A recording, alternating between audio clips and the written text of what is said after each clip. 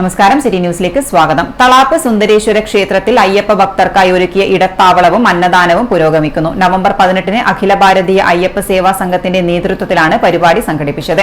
2025 ജനുവരി 19 വരെയാണ് അന്നദാനത്തിന്റെയും ഇടത്താവളത്തിന്റെയും പ്രവർത്തനം. എല്ലാ ദിവസവും 3 നേരവും ഇവിടെ അയ്യപ്പ ഭക്തർക്ക് ഭക്ഷണം നൽകുന്നുണ്ട്.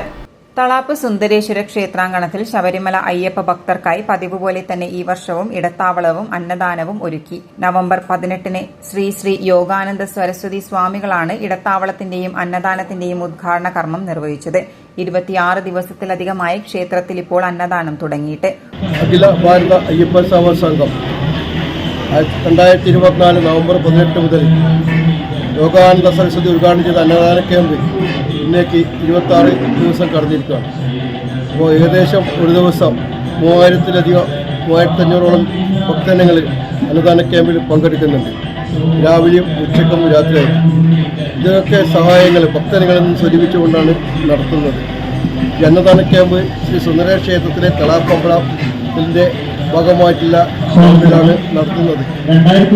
അമ്പല കമ്മിറ്റി നമുക്ക് സ്ഥലവും അതേപോലെ തന്നെ വെള്ളവും നേരുന്നുണ്ട്. അപ്പോൾ ക്യാമ്പിൽ വിജയത്തിന് വേണ്ടി മുഴുവനാളുടെയും സഹായങ്ങൾ അഭ്യർത്ഥിക്കുകയാണ്. ഒരു ദിവസം തന്നെ 3500ഓളം ഭക്തർ ഇത് പ്രയോജനപ്പെടുത്തിയിട്ടുണ്ട്. രാവിലെയും ഉച്ചയ്ക്കും രാത്രിയുമായി 3 നേരത്തെ ഭക്ഷണമാണ് ക്ഷേത്രത്തിൽ നൽകുന്നത്. 2025 ജനുവരി 19 വരെയാണ് അഖില ഭാരതീയ അയ്യപ്പ സേവാ സംഘത്തിന്റെ അന്നദാനവും ഇടത്താവളവും ക്ഷേത്രത്തിലുണ്ടാവുക.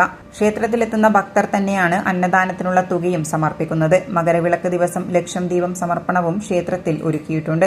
അവസാന ദിവസമായ ജനുവരി 19-ന് സമൂഹ സദ്യയോടുകൂടിയാണ് പരിപാടികൾ സമാപിക്കുന്നത്. കഴിഞ്ഞ വർഷം മാത്രം 2 ലക്ഷം ഭക്തർക്ക് അന്നദാനം നൽകിയിട്ടുണ്ട്. ഈ വർഷം 5 ലക്ഷം ഭക്തരെയാണ് പ്രതീക്ഷിക്കുന്നത്.